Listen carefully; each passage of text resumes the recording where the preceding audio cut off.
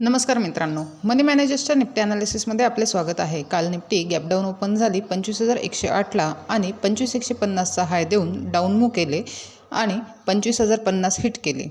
नंतर पुन्हा अपसाईडला 25,114ला रिपीट जाऊन डाऊन मूव्ह दिली आणि 25,027चा लो दिला। त्यानंतर साधारण 1:15 वाजता पुन्हा 25,150च्या जवळपास जाऊन 25,060ला क्लोज झाली। एकंदरीत निफ्टीने 25,150 ते 25,025 या नॅरो रेंजमध्येच मूव्हमेंट केलेली आहे। आपल्या ॲनालिसिसप्रमाणे 25,150 ब्रेक करून 25,050 हे पहिले टार्गेट हिट केलेले आहे। आता उद्यासाठी बघितले तर 5 मिनिट टाईम फ्रेममध्ये 25,150 आणि 25,000 या दोन महत्त्वाच्या लेवल्स आहेत। जर 25,150 वरती ब्रेक झाले तर 25,260 हा एक अपसाईड हर्डल आहे, तोही ब्रेक झाला तर 25,320 हिट करू शकते।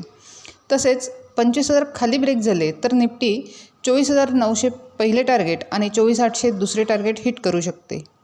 निफ्टीने डेली क्लोज जो आहे तो प्रिव्हियस क्लोजच्या खाली दिलेला आहे, सो आपला व्ह्यू सेल ऑन राईज असणार आहे। अशाच निफ्टीच्या ॲनालिसिससाठी चॅनल सबस्क्राईब करा, तसेच व्हिडिओ लाईक आणि शेअर करा।